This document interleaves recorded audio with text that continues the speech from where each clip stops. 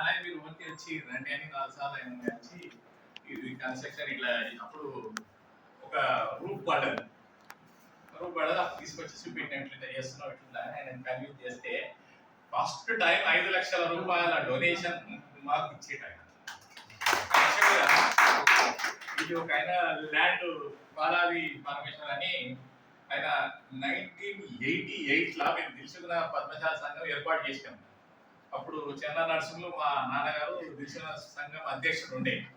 అయితే అప్పుడు దసరా మేళ చేస్తున్నాం, దసరా మేళ ఏర్పాటు చేస్తుంటే అయితే ఆ దసరా మేళలో మా నాన్న స్పీచ్ ఇస్తుంటే ఆ స్పీచ్ కి ఆయన స్పందించి స్టేజ్ నుంచి పరిగెత్తుకొచ్చాడు. రోమాలు వేసినట్టు మాట్లాడుతున్నాడు, బాగా భయంకరంగా మన పద్మశాలీలంతా ఇట్లా ప్రాబ్లమ్స్ వల్ల ఉన్నది కానీ చెప్తున్నారు. అయితే ఆయన వచ్చి అప్పుడు నాది 500 గజాల ప్లాట్ ఉంది ఇక్కడ మన్సూరాబాద్ లో, నేను పద్మశాలి కులానికి నేను డొనేషన్ చేస్తున్నాను ఆయన డిక్లేర్ చేసి. ఎప్పుడు 1988 అప్పుడు ప్లాట్ వాల్యూ 1 లక్ష 2 లక్షలు ఉంటుంది. ఇక్కడ ఏం లేవు, ఓపెన్ జంగల్. వీడికి ఎంత చూస్తే విజయవాడ హైవే కనబడుతుంది, బస్సులకి ఎంత కనబడుతుంది. అప్పుడు ప్లాట్ ఇచ్చాడు. ఇచ్చిన తర్వాత ఆయనకి సన్మానం చేసినాము, ఓకే అయిపోయింది. అయిపోయినాక వేల సంవత్సరాలు గడుస్తుంది, మనం పట్టించుకోలేదు, ఆయన పట్టించుకోలేదు. 1995 వచ్చేవరకల్లా ఆయన ప్లాట్ వాల్యూ 5-10 లక్షలు అయింది. అయిపోయిన తర్వాత ఆయన ఎందుకు ఇవ్వాలి, నేను మీరు ఏం చేస్తారు, ఇవాళ కొడుకులు కోడళ్ళు కొద్దిగా ఫ్యామిలీ బర్డన్స్ వచ్చి నేను అవసరం ఉంటే తిరుపతి దేవస్థానానికి ఇస్తా, లేకపోతే మాతా తెరిసాకి ఇస్తా, అది ఇది రకరకాలుగా ప్రాబ్లమ్స్ క్రియేట్ చేసింది. అయితే ఒక రోజు నాది 25 years మ్యారేజ్ డే, మన ఫంక్షన్ హాల్ ఉండే అప్పుడు. ఆ function hall 25 years marriage day ఎట్లా వెరైటీగా చేసుకున్నాం. అంతా యంగ్ వాళ్ళు కపుల్స్ భార్య భర్తలే రావాలి. అట్లా 200 జంటలను పిలిపించి మా ఫంక్షన్ హాల్ 200 జంటలు పిలిచినట్టు లాక్ వేసేసి మైక్ ఇచ్చి కళాకారులతోటి పాటలు గీటలు అయినాక ఒక్కొక్క జంటతోటి మాట్లాడిపించి జంటలు కూడా ఆనందంగా ఆ రోజు దినమంతా ఎంజాయ్ చేసాము. ఎంజాయ్ తిన్నారు చేసినంత ఓకే. అయితే అప్పుడు ఈయన బాగా ఎంజాయ్ చేసి ఈయన పట్టేల మీద ఎట్లా కూర్చొని అందరం మంది అవుతుంటే ఆయనకు అడిగినాము, ఏంటి మరి నువ్వు ల్యాండ్ ఇస్తాను, మాట తప్పుతావా? మాట తప్పితే రాసి, నేను మాట తప్పివని, లేకపోతే నేను ఇవ్వను, నా మాట నాకు వాల్యూ లేదు అని రాసి రైటింగ్ లో రాసి అంటే ఆయన ఉద్రేకానికి వచ్చి అట్లా కాదు ఇస్తామని ఇస్తే మీరు ఏం చేస్తాను.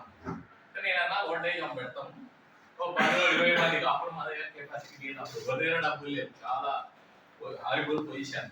ఇప్పుడు 10 మందికి ఒక రెగ్యులర్ రూమ్ వేసి ఒక 10 మందికి మన అనాథ వృద్ధాశ్రమం పెట్టి భోజనశాల నడుపుతామంటే సరే ఓకే ఇస్తా డన్ అన్నాడు. అన్నాక మళ్ళీ ఇంటికి పోయినాక మారిపోతే కోడళ్ళు కొడుకులు భార్య వద్దంటే అదే తాగిన నిశాల ఆయన నా కార్లో ఎక్కించుకొచ్చి వస్తూ కొబ్బరికాయ పూలు అగరబత్తి కొనుక్కొని ఆ నిశాలనే ఆయన ప్లాట్ పేరు గుర్తుపట్టా కానీ మా ప్లాట్ లో ఒక గుండు ఉంటుంది, అదే నా ప్లాట్ అన్నాడు. గుండు స్టోన్ గుండు. అయితే అది గుర్తుపట్టా, మేము రోడ్ లేదు ఏం లేదు, అన్ని గుండు రాళ్ళు రప్పలు అంతా అట్లా దిగాడుకొని సాయంత్రం 5 గంటలకు దొరికింది ప్లాట్. సరిగ్గా ఆ ప్లాట్ మీద ఆయన తోటి కొబ్బరికాయ కొట్టించి ఆ గుండుకే బొట్లు పెట్టి అగరబత్తి కొట్టించి ఆ రోజు మనం ప్లాట్ తీసుకున్నాక ఏమైంది, అదే రోజు రాత్రి ఇదిగా అప్పుడు ఆషాఢము ఏదో ఉండే వ్యాపారాలు లేవు. అయితే మా తమ్ముడు ఆయన ఒక బోర్ మిషన్ ఉంది, ఆయన రెడ్డి బోర్వెల్ కంపెనీ ఉంది. అయితే ఆయన మంద అప్పుడు రాత్రి 9 గంటలకు అరే ఏం చేయాలి, బీహార్ లేబర్ పెట్టారు 2 నెలల ఒక బోర్ పాయింట్ వస్తలేదు, అక్కడ కిరాణా షాప్కి బియ్యం రోజు పప్పులు వాళ్ళకి లేబర్కి ఇప్పిస్తున్నా, చాలా ప్రాబ్లం ఉంది, ఖర్చు లేదు, ఒక బోర్ పాయింట్ వస్తలేదు అనేది అన్నాడు. అప్పుడు మా తమ్ముడు తాగుకుంటారే మా అన్న ఒక నేను అప్పుడు బోర్ పాయింట్ ఒకటి వేయాలని చెప్పాను. ఒక బోర్ పాయింట్ ఇదే రాత్రి వేపిస్తాను, కొబ్బరికాయ కొట్టడము, నేను మా తమ్ముడికి చెప్పడము, ఒక బోర్ వేపిరా రేపు ఎల్లుండో వారానికో నెలకో ఫ్రీ ఉన్నప్పుడు వేపిరా అన్న. అయితే ఆడేం చేసాడు మాటలల్లా అరే నీ అమ్మ మా వాళ్ళంతా లేబర్ కానీ తిని వస్తున్నారు, ఫైట్ చేస్తాం పైగా ఎప్పుడా అదే రాత్రి వచ్చి తిరగడాక అది పాట దొరికింది. బోర్ వేసాక రాత్రి ఏమైంది, 12 అవుతుంది, 1 గంట అవుతుంది, 2 గంటలకు 300 ఫీట్లు వచ్చింది. ఆయన కూడా నీళ్ళు లేవు.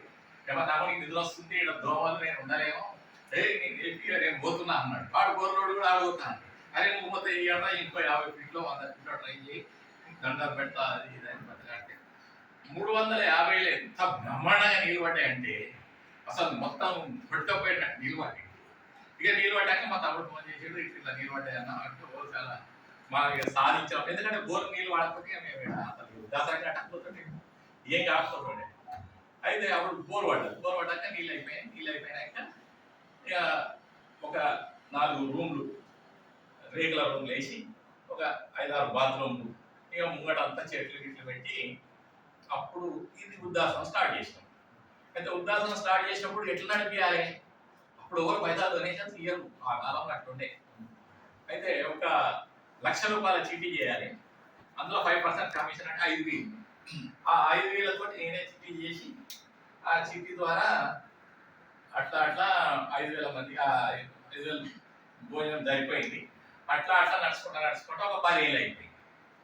10 ఏళ్ళు అయిపోయాక మా దగ్గర కొన్ని పైసలు అయినాయి, వాళ్ళు డొనేషన్స్ ఇస్తామన్నారు, వీళ్ళు అన్నారు అది అన్నారు ఇది అన్నారు.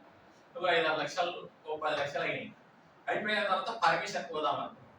పర్మిషన్ పోదామంటే పర్మిషన్ కాడ ఏంది టోటల్ ఎల్ఆర్ఎస్ కావాలంటే 50 లక్షలు అవుతుంది.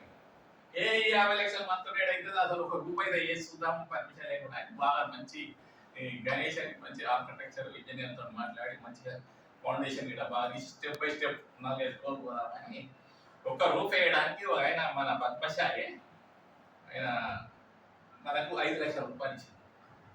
ఇయ్యంగానే మా 5 లక్షలు ఇస్తే ఎగురు గంటేసి ఒక ఫ్లోర్ పడ్డది, కాలాలు వేసిన ఫ్లోర్ అయిపోయింది.